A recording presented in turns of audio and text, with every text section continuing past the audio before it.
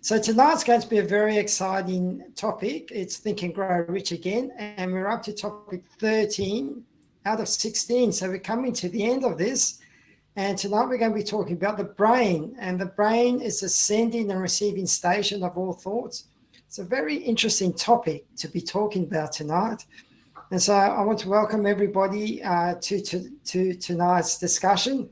And I think I want to just start by just getting everybody's general feel about what they got from this book. And I think I might start with the ladies first because my mum told me to be a gentleman. Nicolette. Well, this is right my topic, you know that.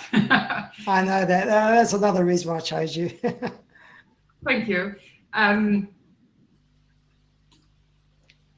think it was a very interesting topic being discussed whenever it was written, of course, or not discussed, but written in the time that it was. And in I work all with the subconscious or the unconscious mind and the relation to the emotions and everything else what manifests in your body. Because for me, it's really the connection for body, mind, and soul.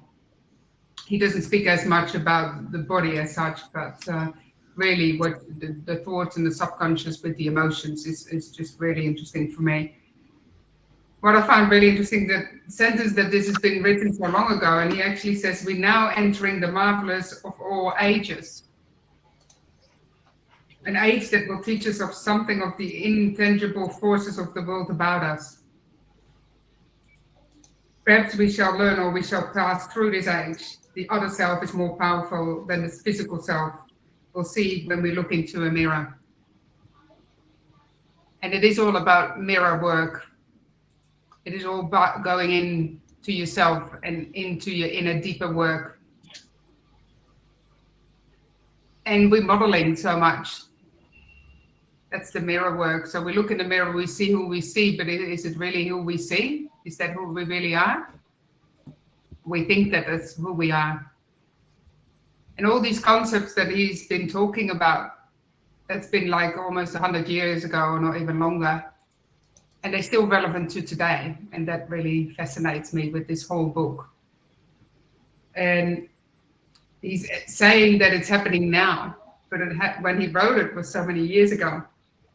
But it's still relevant now. As he writes then, we are now entering. So anytime you read this, you're now entering.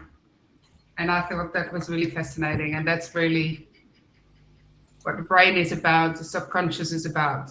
It's all about the now, which is another book, but the power of now. But it's still relevant. And that really fascinates me. Yeah, it is fascinating that this book was written almost 100 years ago, if not 100 years ago, and just how relevant this book was and how insightful this book was 100 years ago. And yeah, it's really, really fascinating. Right, Gregory, I'll get you to go next.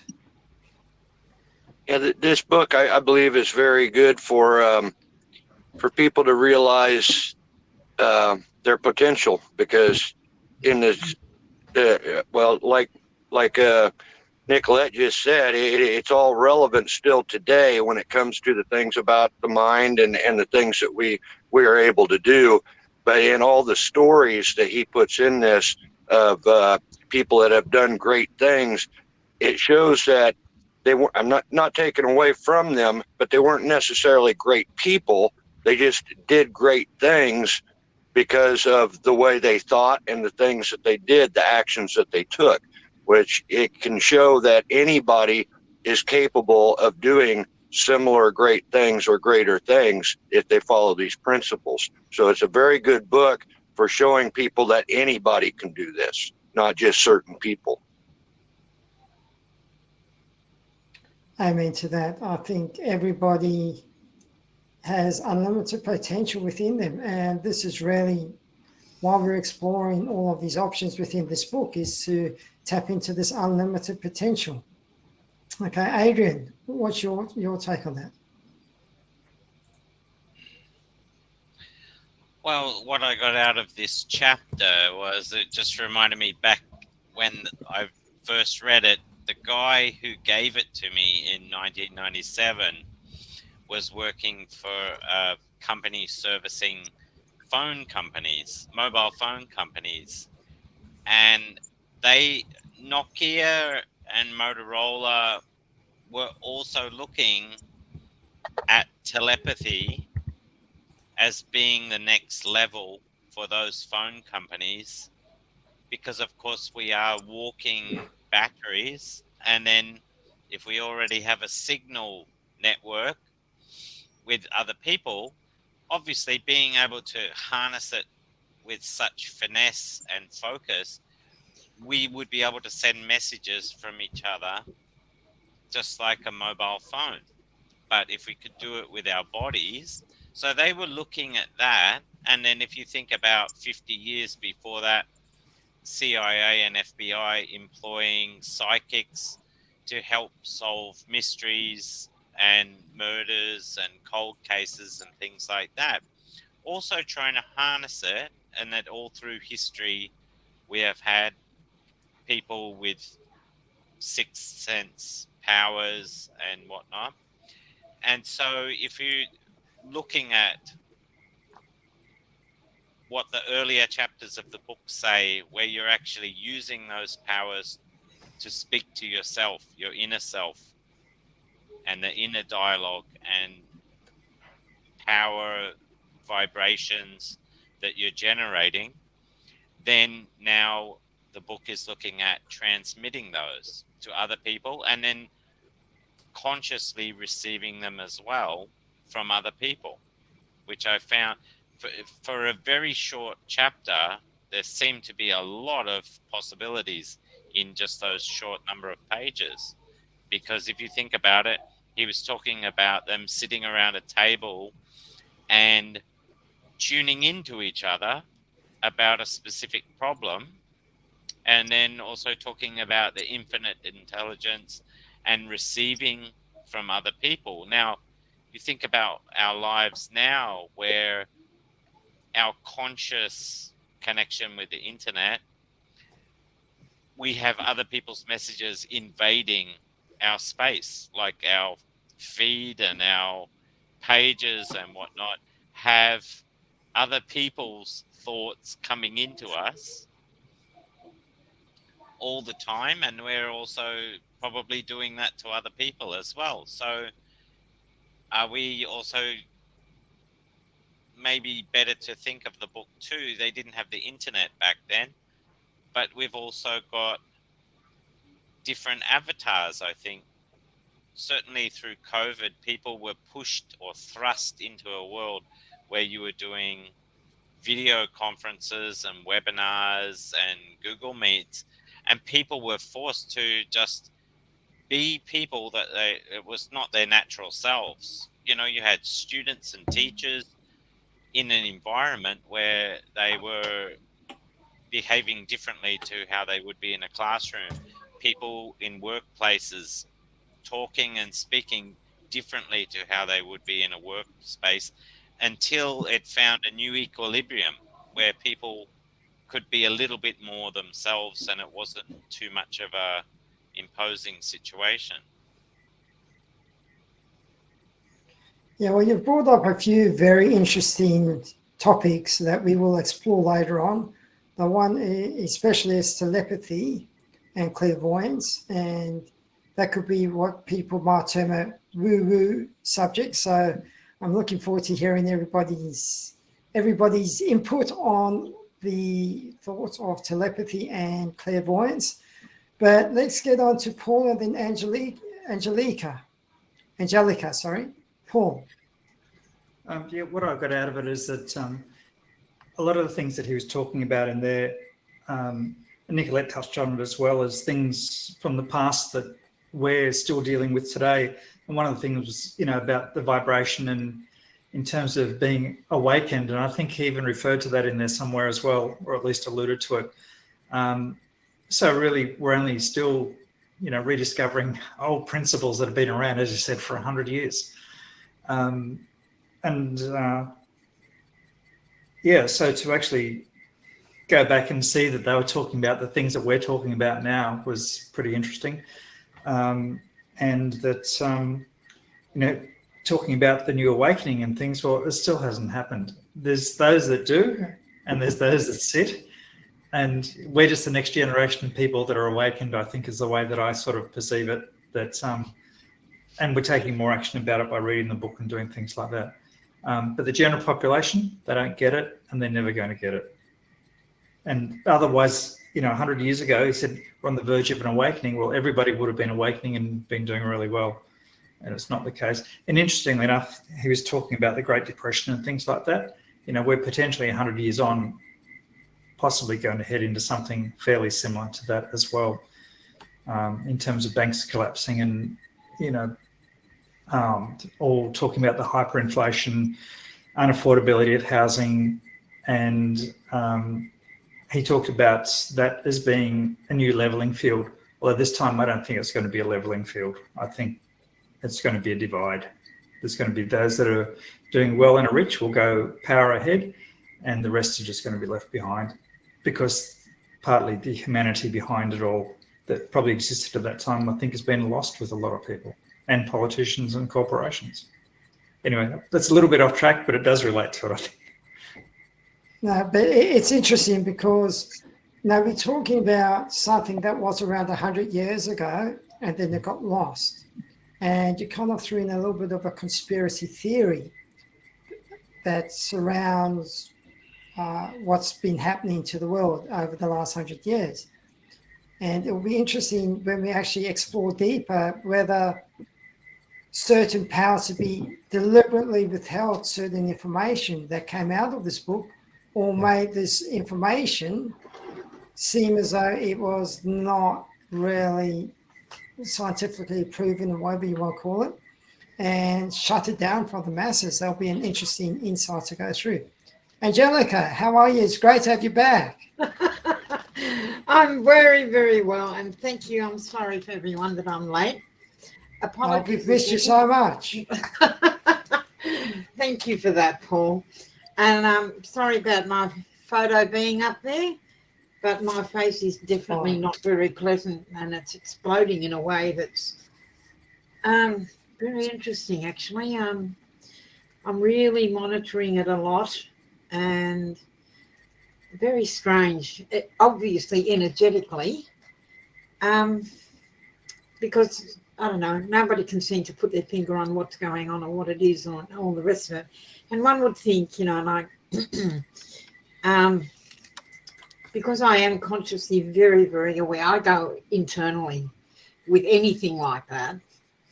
And for whatever reasons, yet to be defined, the process of healing this within myself isn't energetically aligning, and I know it. I feel it. I know it. And to get it energetically aligned is something that I'm working on at the moment. And it's actually very interesting, because I've never, ever had an experience like this in my life yet.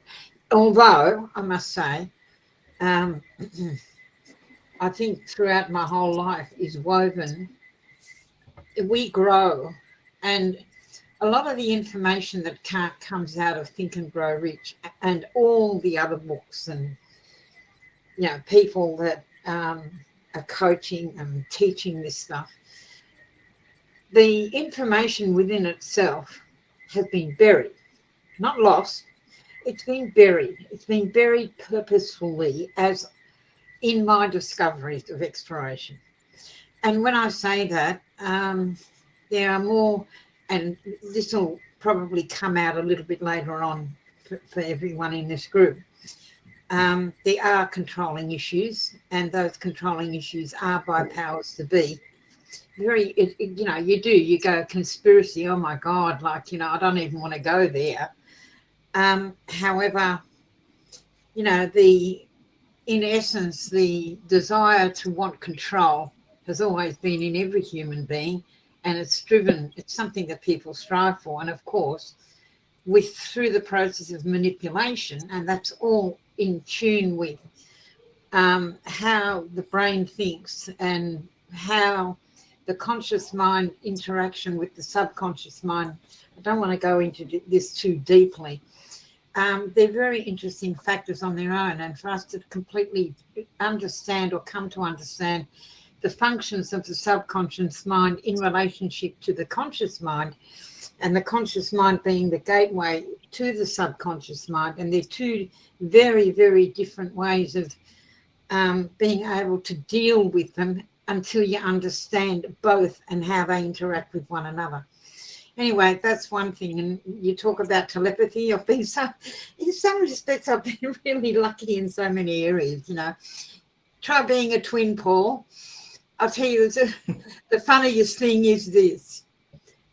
Even though we are not identical twins, and I guess over the years we've moved away from each other more than closer, and that's okay.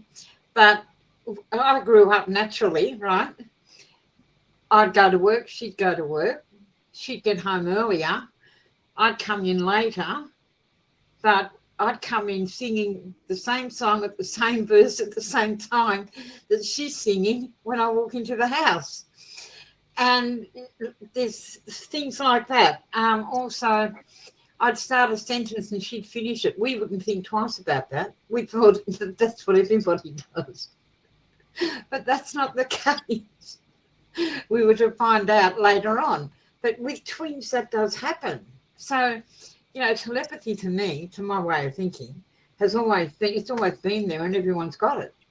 Now, how well developed it is, that's an individual thing. But everybody, we're all capable of and I've actually, there's other people I have it with too, where it's so instant, it's quite weird to explain. I'll be thinking, oh God, geez, it'd be really nice to have a cup of coffee now. And then the person that I'm sitting with will get up and say, I'm going to make some coffee. Figure that out. Now, when that happens repetitively all the time, I'm going, is she in my head? Like, what's going on here? Is she thinking my thoughts? What's happening? But that is a level of communication that tells me that, I guess, you know, if we focused it and took it seriously and made it a vocation, the ability to read people's minds is there. And that's obvious. Whether it's a conscious or a subconscious thing, that's up for question. But I've had those experiences, and I still have them today. You know, even with, like, the power of collective consciousness. I don't know if you're aware of. It is far more powerful to have a group of people all agreeing on one thing, on a focus. Now, prayer groups do this all the time, and prayer groups are incredibly powerful, especially when they're focusing in accordance with the subconscious mind, which means the focus isn't, oh, I wish we had, or that we're going to pray and hope this person gets well. If the language is, we know the person is sick, and the prayer is, be well, you'll be fine, you'll be up and running around, you know, those sorts of things, it's incredibly powerful with a collective conscience, because you've got the energy of a group or masses coming together. And, you know, then there's the other story, like we all know about Hitler, and we all know how Hitler was a mass hypnotist. And the way he controlled the masses in Germany was through hypnosis. And, you know, if you talk to enough German people, they can relate to it very well, because they have an understanding of it. Now, did he do it deliberately? Did he not do it deliberately? I guess that's up for question, I suppose.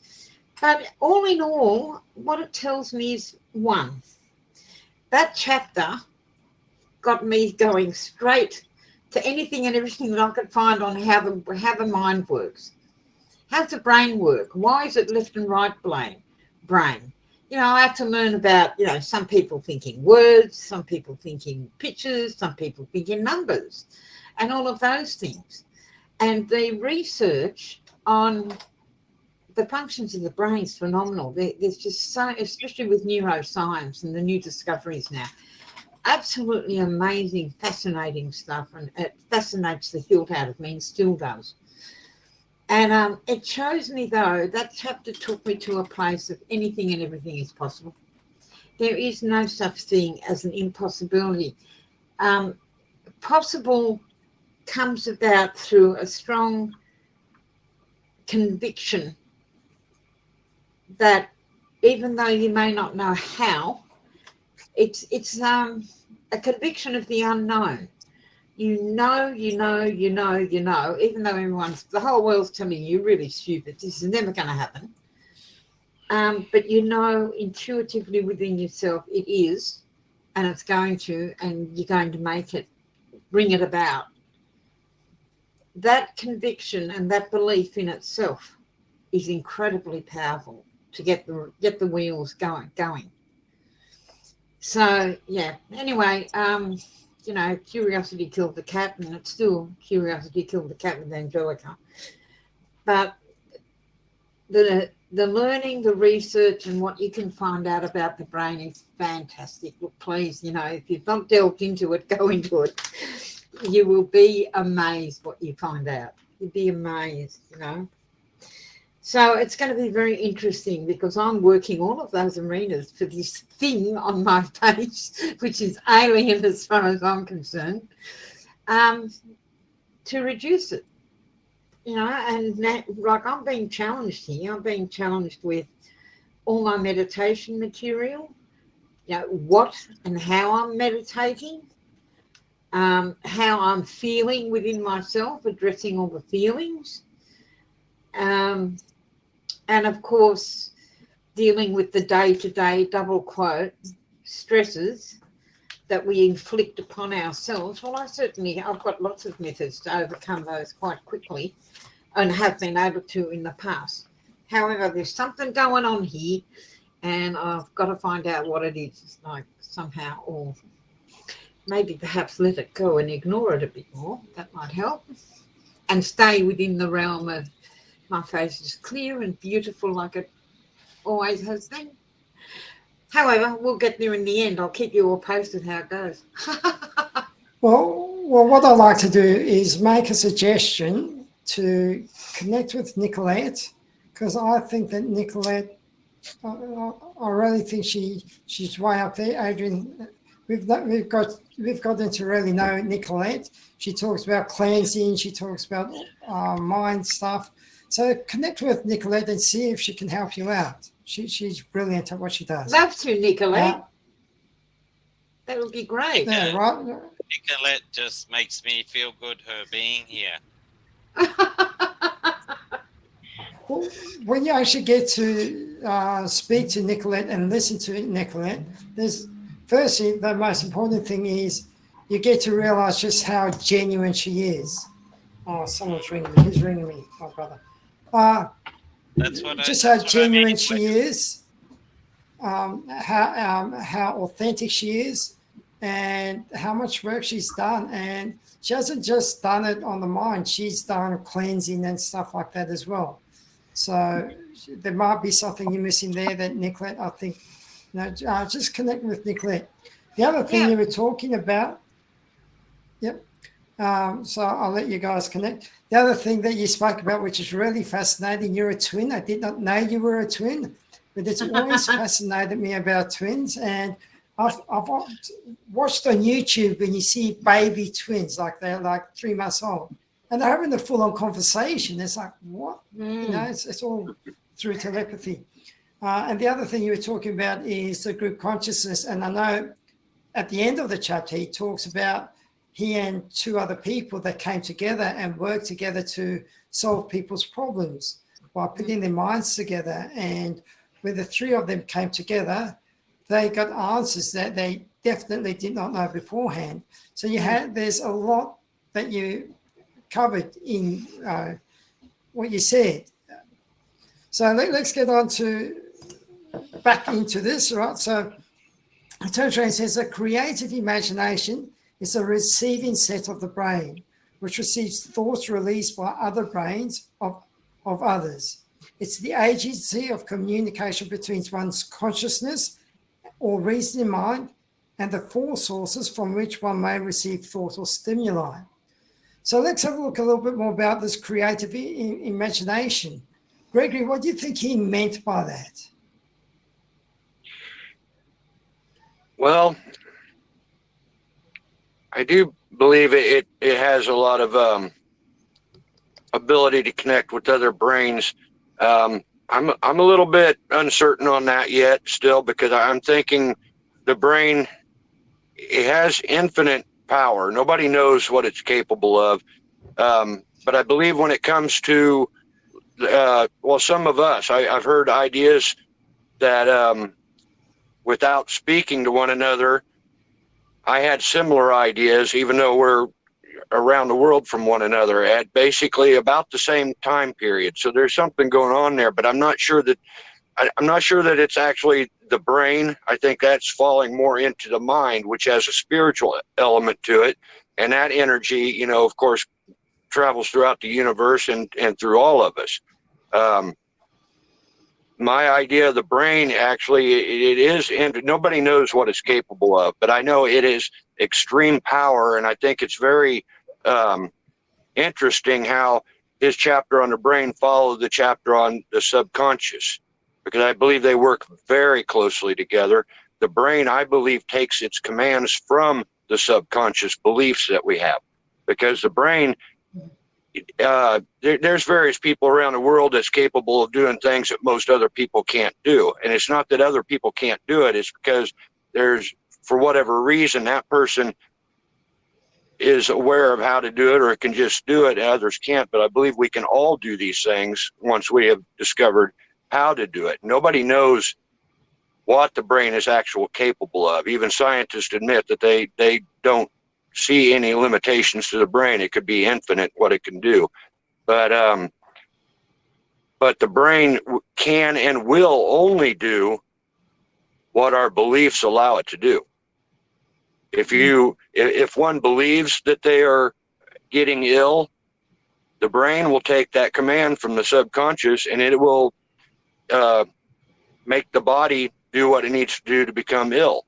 And the other way around, if someone believes that, if they're told that they have this or that wrong with them from a doctor, and say they got so much time to live, but if they don't believe that, and they believe it, they ignore that and reject that belief will trigger the brain to take that command and go to work, and the body will heal itself. And it boggles doctors' minds all the time when things like that happen. They can't understand, you know, logically it can't happen, but it does happen. And but the brain, it can't do things if you don't believe. So it really, I see it kind of like some of the machinery I used to work on. There's a programmer, which I think would be our conscious mind, that decides what goes in and what doesn't go in to a program, which the program in the subconscious is our beliefs. That the brain the brain causes our behavior and our actions and the workings of the body, kind of like the control panel. It will only do what the program allows it to do, but it will do those things perfectly. And then the body, you know, we behave and our actions, that gives us the results we need. Just like a machine, when it puts out a final product, it's either good or it's not good. And if it's not good, you got to go back to the program and make a change, because nothing changes until that program changes. And so I see the brain as having unlimited potential, but it can only do what your beliefs will allow it to do. And I have a very good example of that. It's my brother. I don't know if anybody is familiar with this, but back, I think it was the mid 90s, something like that. Well, actually early 2000, because I wrote it down here. He was roughly 26 years old. It was about 2004 when he showed me this thing on the internet called the death clock. And what it was is, if you're not familiar with it, you go in and you would enter different information about your lifestyle, whether you smoke or drink, or if you work out, if you go skydiving, bungee jump, so on, a whole bunch of questions. And when it was done, you submit that and it would calculate based off your answers and give you an estimated date of your death, how long you were going to live or die. It was a silly, stupid thing. But the problem is, my date, I think, was like in long ways from now, but I don't believe in it. I don't even remember what it is. But the problem is, my brother did believe in it, and he talked about it all the time in a lighthearted, jokingly manner. But the point is, he talked about it all the time, and I believe now that he believed it a lot more than I thought he did, because that was roughly in 2004. 5 years later, his date was June of 2009, by the way, that it told him. When he was 31 years old, that was 2009. January, he turned 31. Roughly February sometime, he had some issues going on that he didn't understand. He went to the doctor and they determined that he had leukemia. There's no family history of leukemia. He was only 31. He was healthy, strong. It was very strange. But in June of 2009, he passed away from it. That is the date that thing told him that he was going to die. I believe that he believed that far more than I thought he did. And the brain, taking that command from it, the subconscious belief, when it turned January 2009, the brain thought, okay, this is the year, got to go to work. And there, what is that, 5 months, 4 to 5 months later, he passed. The brain did its job. That is the power of the brain, following the commands of our beliefs to the exact month. And it might even be the day. I don't remember. I think that thing used to tell the hour and the day. I don't know what that was, but I do remember June 2009. And I realized that later afterward, that was the day that stupid thing told him. And he actually believed it. He must have, because that's too much of a coincidence. I don't believe in coincidence. And that's, even if there is such a thing as coincidence, that's a huge one right there. So that, to me, shows the power and capabilities of the brain, but also that it follows the commands of our subconscious beliefs and programs. So I think it's very interesting that I don't know if it was, if he meant to do it this way in the book, but the chapter on the brain followed the chapter on the subconscious. And I just thought that was interesting. But imagine, on the other hand, that was a negative thing that happened. But imagine if you can get the belief of something really great that you want to do, and then the brain acts upon that. So again, we are capable of doing anything that we want to do. Yeah, that's well said, because that's really what this book comes down to, is change your thoughts, change your actions, change your beliefs. And when you change your beliefs, you have a different lifestyle.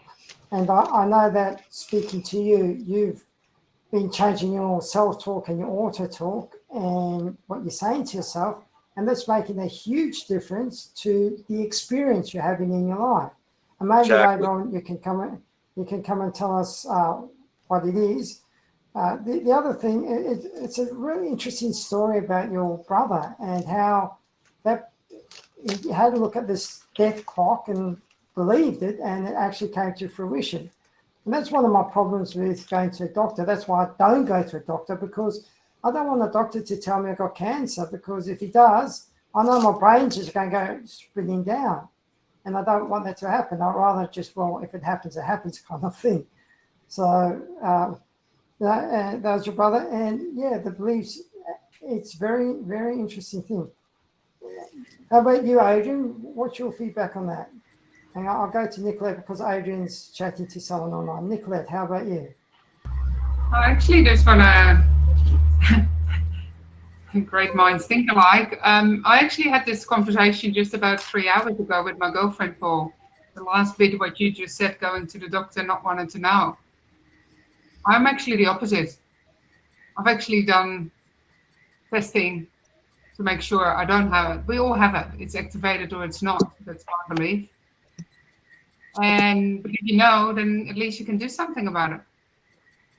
And you can actually fix it and solve it, rather than not knowing and not doing anything about it. That's my philosophy. Because my girlfriend has just heard that her husband got cancer, and he knows.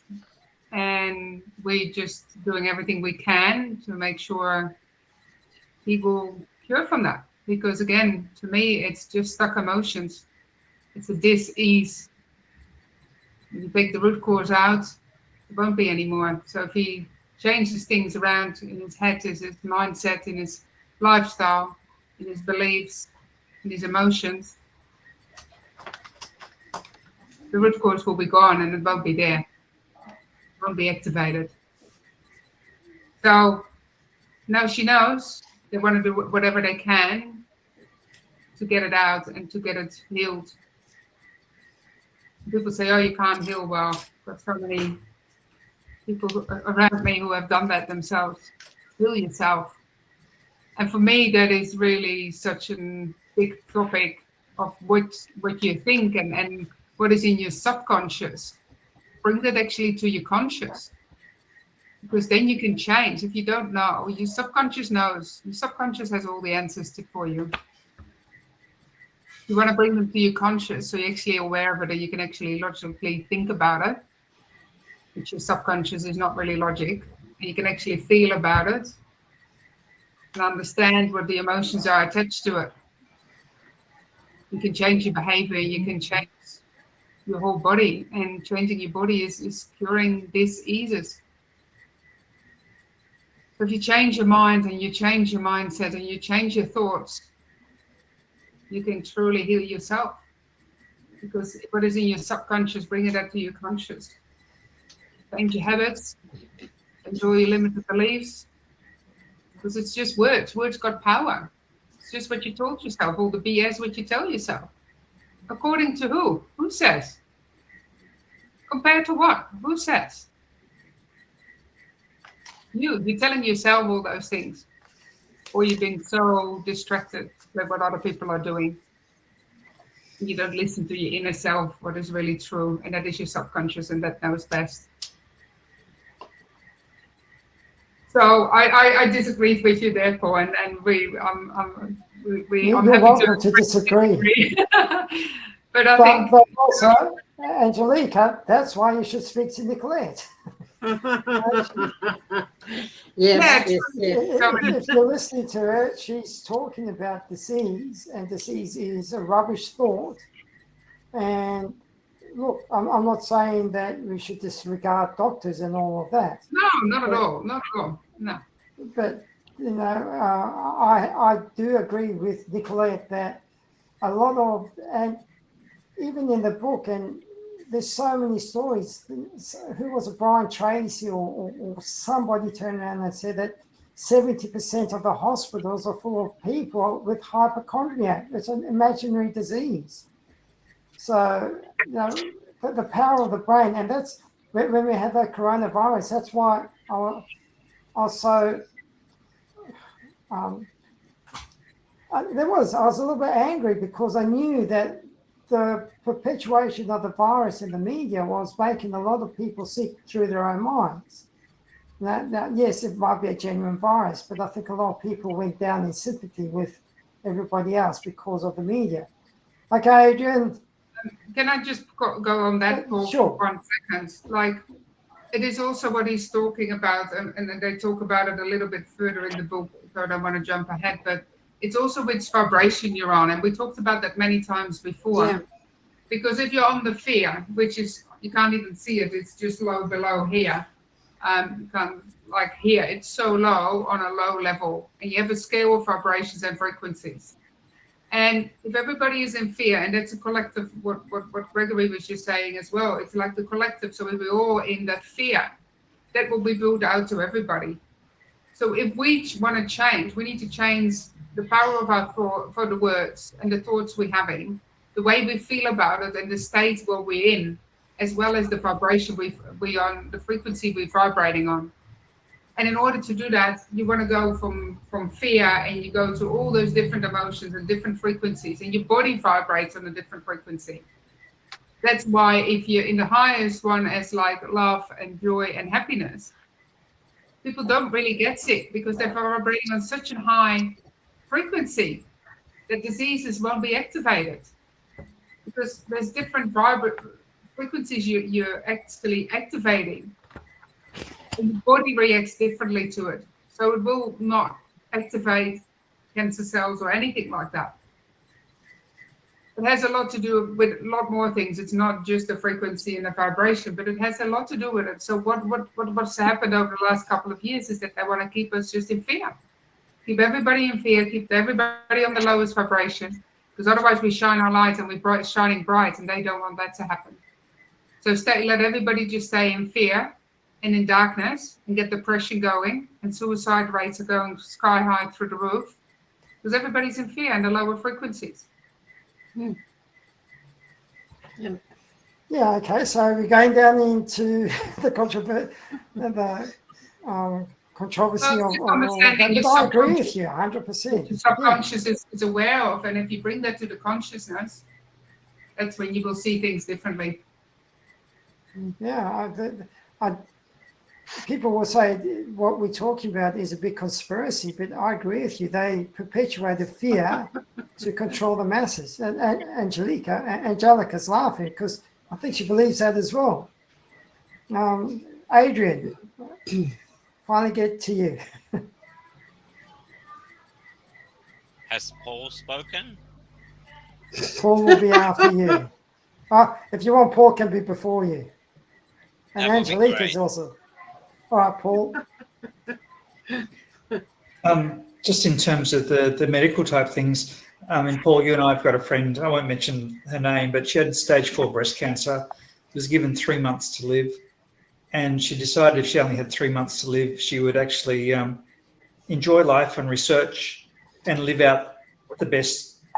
They gave her 12 months maximum, so she decided she'd research, and she actually cured herself of stage 4, which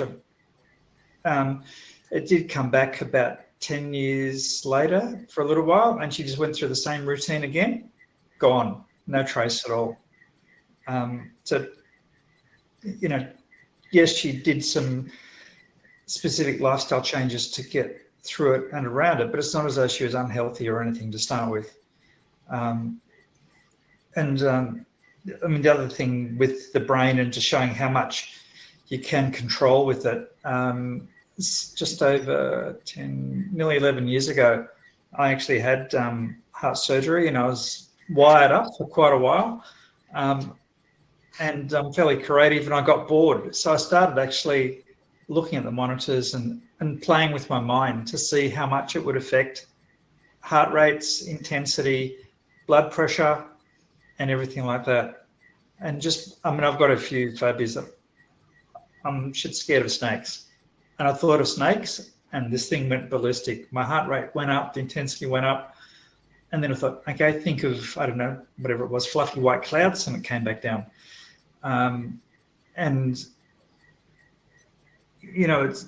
that to me, I'm in a perfect research lab that I had for free for about a week.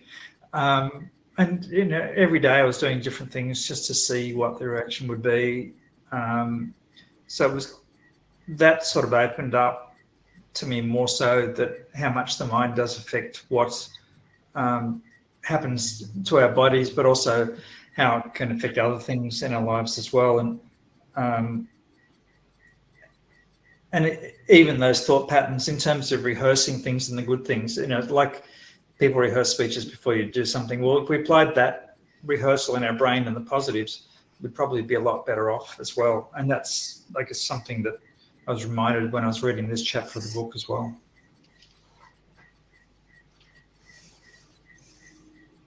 Yeah, well, it's interesting about your friend that had 3 months, or was given that diagnosis of 3 months to live.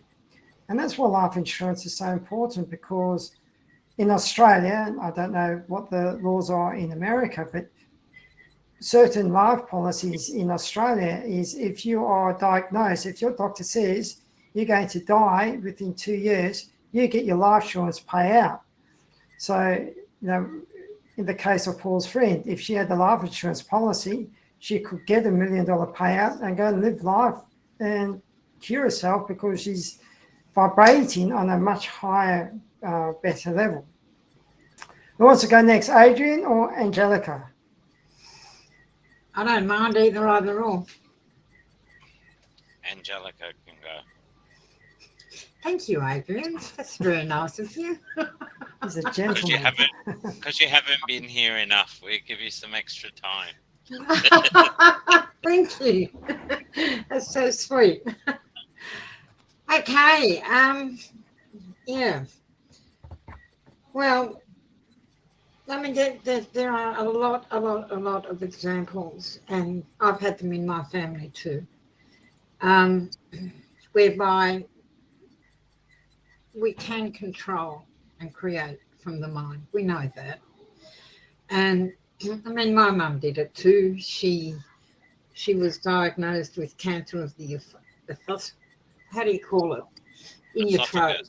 Esophagus. That one. That word. Snuffleupagus on Sesame Street. The esophagus. Yeah. And her desire, her deep-seated desire, was to go and see my brother and meet her grandchild, and he was living in China. And they said, no, none of that's possible. When she went through treatment and all the rest of it. But when she came out of treatment, she said, I'm going to China and no one's going to stop me, and I will be well, and I'm going to enjoy China, and I'm going to see my boy, and I'm going to see my granddaughter. And that's exactly what she did. And she was well, and she did a tour of China, going to places that tourists don't get to go to. And my mum and dad came back, and she was exuberant. And she had stopped the cancer, put it on hold. She did go down to Petrea King. I don't know if any of you have ever heard of Petrea King, but she has a marvellous cancer clinic down in Bundanoon. And she has some absolutely remarkable results. Anyway, so off she went to China. She came back, and then she said, I've done everything that I've wanted to do, and my time has come.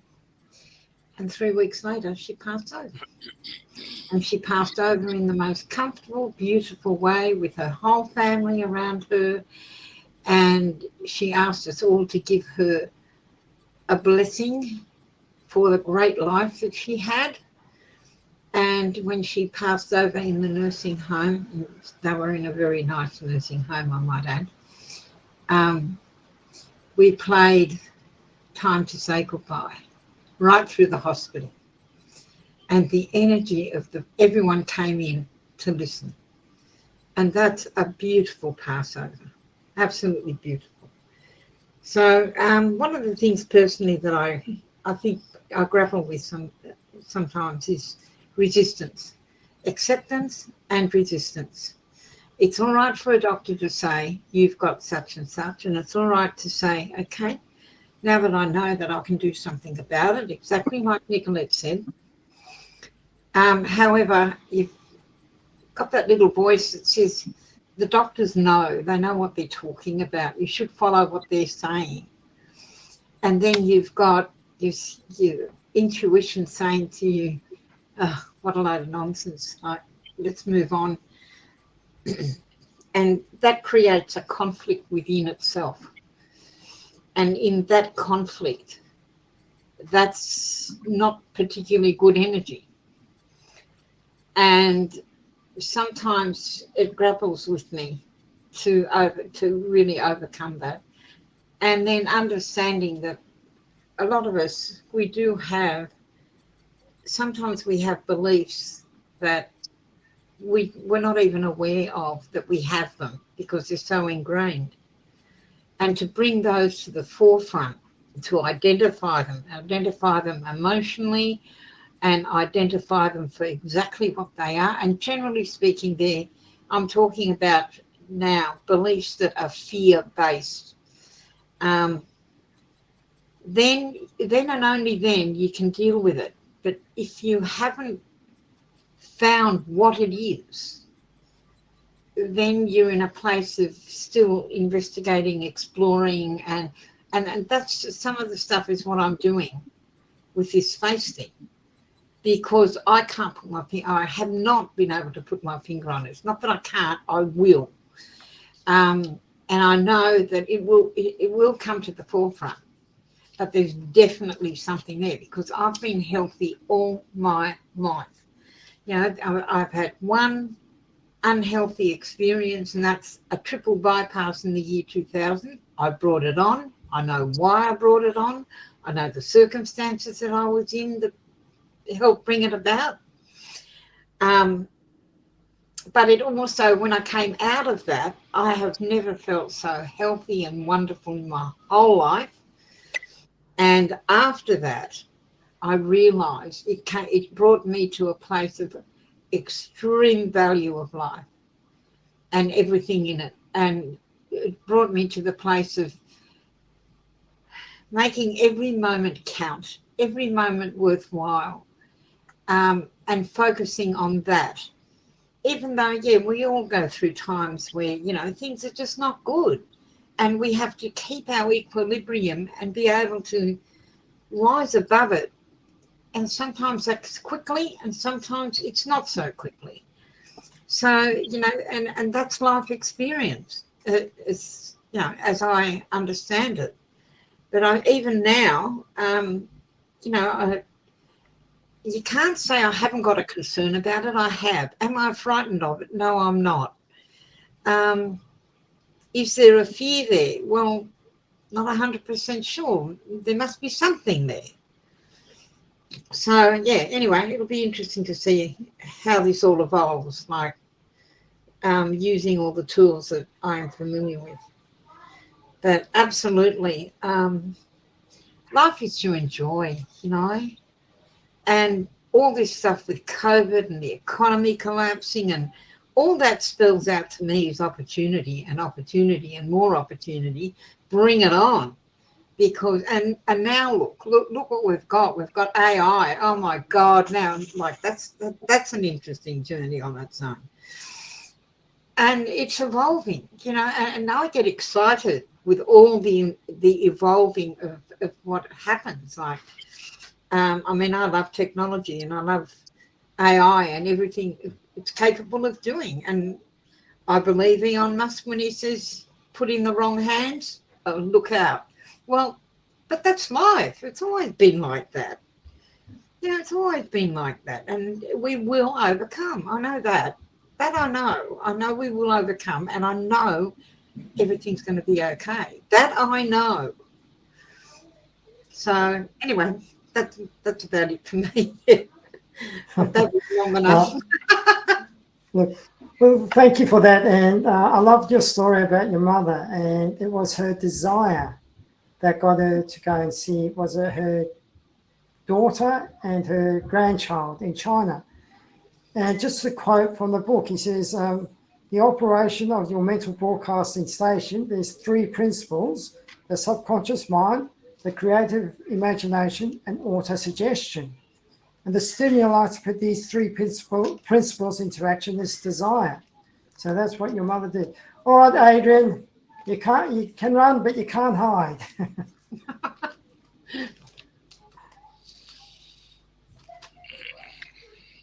Actually, we have covered so much tonight. It's amazing.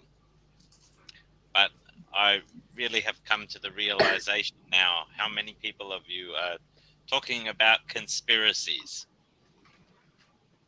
The conspiracy theories. Really, the conspiracy is our own ignorance. And actually, this just led me to check in the book when this was published, 1937.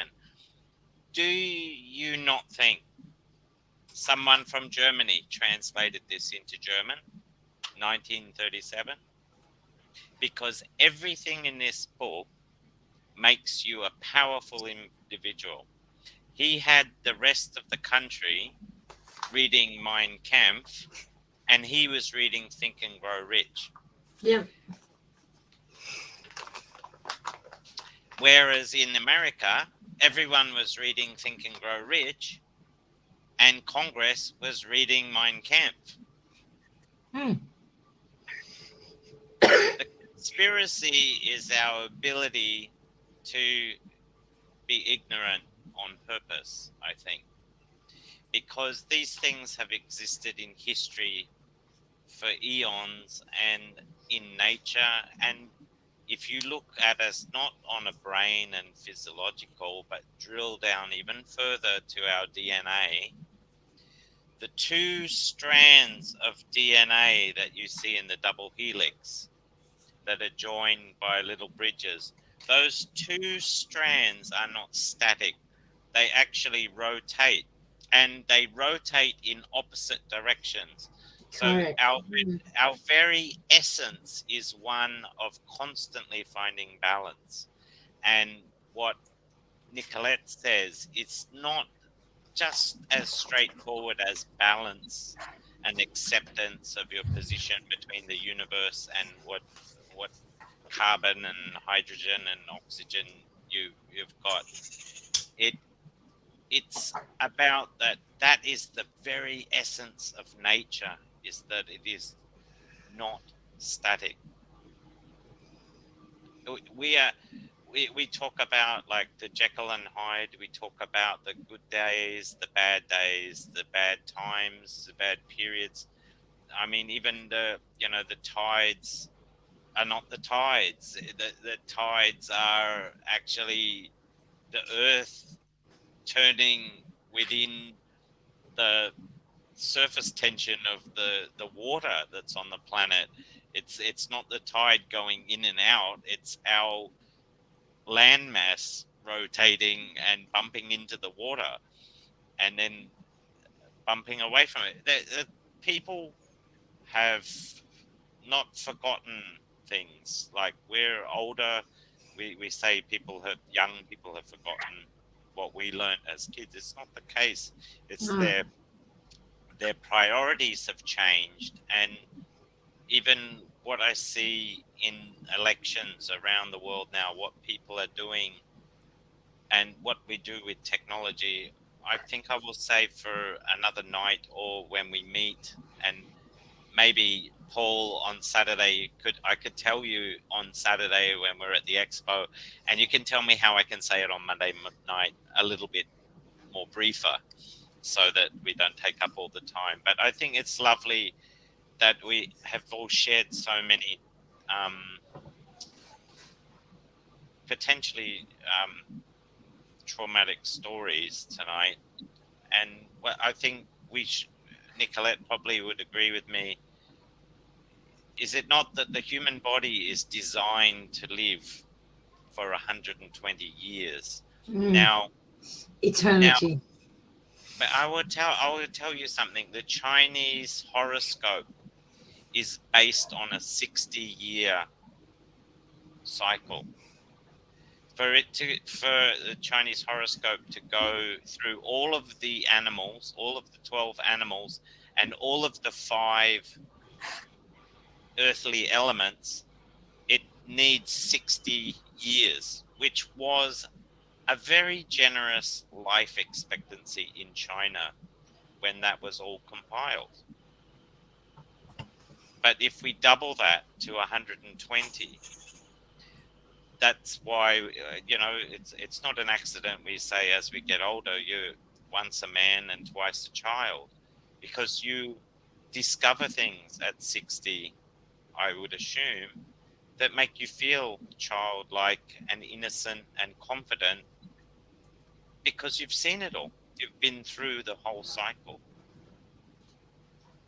So I didn't really plan on going down that conversation, but I want to give you perspective that the economic cycles they talk about have been talked about in the Bible. They've been talked about on cave walls. What we do in electronic marketplaces is no different to having a whole field planted at the same time and not leaving enough fields fallow to refertilize while you're reaping from the ones that are working. It's just people forget that there are natural laws in place, and there are natural laws with human beings as well. If you put yourself under a lot of stress with negative talk, you will get sick, you will get cancer if you do it serious enough. You can kill somebody else just with your thoughts and your word. You don't even need to talk to them. You can do it just by not talking and passing that energy. And, you know, I'm not joking. Hitler probably read Think and Grow Rich. And all the US government and the Guantanamo Bay and torture of prisoners operates on these principles of not just NLP, but everything of the dark side of the force that's within us already. That's why. Well, telepathy's been in the military for many, many, many, many years. That's exactly right. And the FBI have heavily used psychics to try and crack cold cases, to get energy and signals from clues and people that are distant. Not to say it worked every time, but we haven't harnessed it the same way. We haven't truly harnessed our own energy to get things done and become what we want to become. So I live in hope every day that we can see the 120-year body. We have to remember that our eyeballs are the only organ that we are born with at the same size as it is when it's an adult. It's the only organ that stays the same size. And, you know, we understand the brain. There are two sides, and there's two sides to our character, and there's two sides to every argument, and it takes two to tango.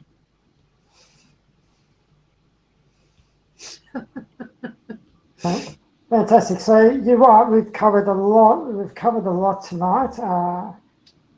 This harnessing telepathy. That's a very interesting subject, and we could probably spend a whole night just talking about this telepathy and all of those things. But we probably will. When we hang up, we'll be talking to each other with we'll telepathy be tonight. talking. None of us will sleep, and Gregory's the only one that will be awake. So we'll have to listen to him. That's right. So it's been an interesting discussion tonight, and now it's gone really quickly tonight. I wanted to cover some other areas, but yeah, it's been fascinating tonight. So next week we're going to be covering the chapter on fears, and I think that's a long chapter. So we have a short chapter, then a long chapter. I think it's a couple of pages. So Adrian, if you're going to be sitting in your blow-up pool, Sorry. You know how for two weeks I haven't been able to read it in the because pool of the weather.